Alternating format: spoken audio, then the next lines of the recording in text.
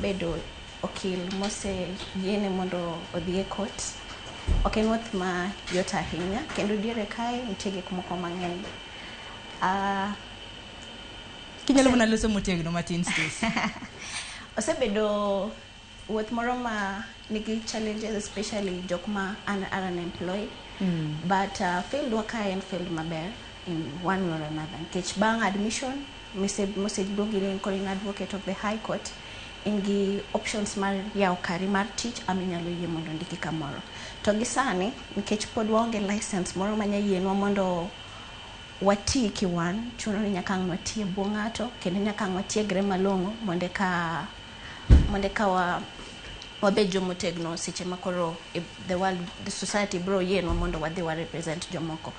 Koro bedo jaked ne ratich oganda en gima biro out of passion. En gima ineno injustices kata gik moko ma ji itimonegi ma samoro ok nyal bedo ni mori, kasto ibedo ng'at manyalo wuoyo kendo inyalo wacho ni ma to kare to wanyalo time kama. Seche moko nyalo bedo ni usekier kamoro gi serikal, seche moko nyalo bedo ni un sawa, lakini ineno mana kaka ubalance gigi kendo gigi bedo malong'o. Koro bedo jaked ne ratich oganda, bedo ni an okil, siasa basetemo matin, koro ayudo kama bedo gimoro ma anyalo timo mayot. To ngini kedo ne ratich oganda ibro bedo kinyiso ni ikedo ne gi ong'ala machal nade, nikech wang'eni nitiere